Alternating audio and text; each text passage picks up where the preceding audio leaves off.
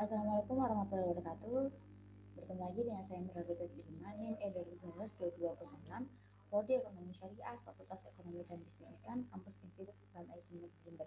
Untuk kesempatan kali ini saya diberi tugas oleh dosen pengampu mata kuliah Ekonomi Makro, Bapak Abdul Nafis, yang mana tugas tersebut adalah tugas UTS tentang menganalisis tiga video materi yang sudah diupload oleh Bapak Abdul Nafis di akun YouTube-nya.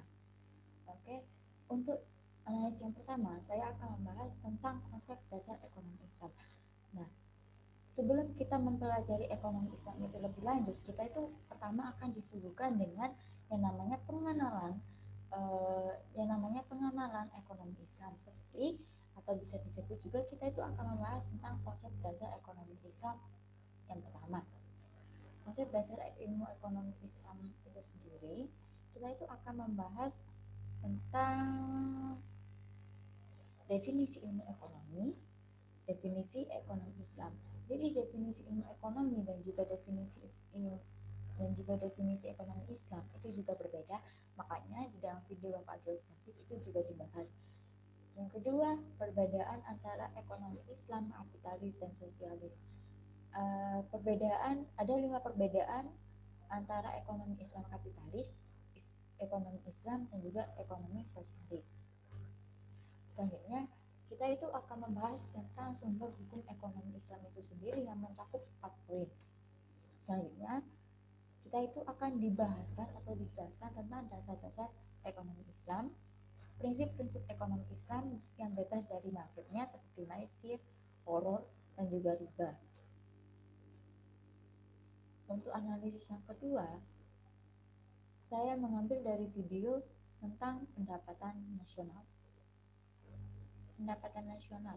Di pendapatan nasional ini sendiri, kita itu akan dijelaskan tentang definisi pendapatan nasional, konsep pendapatan nasional, manfaat perhitungan pendapatan nasional yang mencakup 9 poin diantaranya. Yang pertama, mengetahui tingkat kemakmuran suatu negara. Yang kedua, mengevaluasi kinerja perekonomian dalam skala tertentu. Yang ketiga, mengatur perubahan ekonomi suatu negara secara berkala. Yang keempat, memudahkan dalam membandingkan kinerja ekonomi di setiap sektor. Yang kelima, sebagai indikator kualitas hidup masyarakat di suatu negara. Yang keenam, sebagai indikator perbandingan kinerja antar negara. Yang ketujuh, sebagai indikator perbandingan kualitas standar hidup antar negara. Yang kedelapan, sebagai indikator dan perbandingan tingkat pertumbuhan ekonomi dari waktu ke waktu. Yang kesembilan, sebagai indikator dan perbandingan pertumbuhan ekonomi dan kekayaan dari suatu negara. Selanjutnya, kalian akan disuguhkan dan juga dijelaskan tentang metode apa yang digunakan. Jadi di sini dijelaskan tentang 3 metode pendekatan. Yang mana yang pertama metode pendekatan nilai produksi, yang kedua metode pendekatan pendapatan, dan yang ketiga metode pendapatan pengeluaran.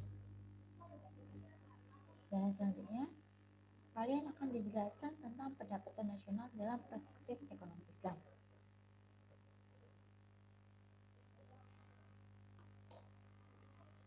Misalnya di dalam video tersebut juga dijelaskan apa sumber-sumber pendapatan nasional dalam ekonomi Islam, ada berapa macam sumber-sumbernya gitu.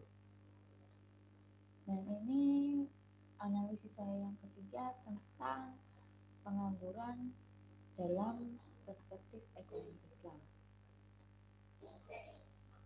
Di dalam pengangguran dalam perspektif ekonomi Islam itu dijelaskan tentang pengertian pengangguran, mana orang yang masuk dalam angkatan kerja antara 15 sampai 64 tahun yang sedang mencari pekerjaan dan belum juga mendapatkannya. Selanjutnya, macam-macam pengangguran mencakup 4 poin, diantaranya pengangguran terbuka, pengangguran tersembunyi, pengangguran musiman, dan juga pengangguran setengah menganggur. Selanjutnya, jenis pengangguran yang juga mencakup 4 poin diantara friksional, siklikal, struktural, dan juga teknologi. Dan juga akan dijelaskan tentang bagaimana dampak pengangguran itu sendiri kepada masyarakat. Selanjutnya akan dijelaskan atau sudah dijelaskan di dalam video tersebut tentang penyebab pengangguran aku, bagaimana penyebab pengangguran itu sendiri. Jadi apa yang menyebabkan pengangguran itu menjadi banyak. Lainnya, cara mengatasi pengangguran itu sendiri yang mencakup 7 poin, diantaranya menyelenggarakan pusat tenaga kerja, informasi lowongan pekerjaan, yang ketiga memberi pelatihan kerja, yang keempat membuka lapangan kerja sebanyak-banyaknya, yang kelima meningkatkan peredaran modal usaha, dan yang keenam meningkatkan jiwa kewirausahaan dan juga transmigrasi.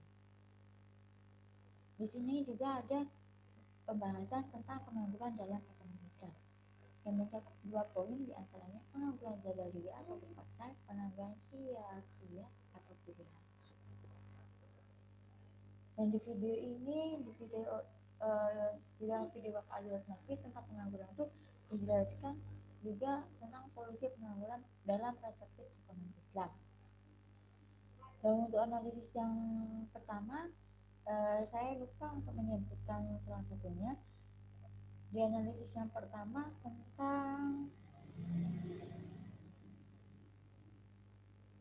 konsep dasar ekonomi Islam itu sendiri juga membahas tentang karakteristik ekonomi Islam. Jadi untuk kita yang pelajari ekonomi Islam atau ekonomi syariah itu ada banyak pelajaran yang harus kita pelajari tentunya. Yang pertama yang harus kita pelajari tentang konsep dasar ekonomi Islam. Soalnya apa?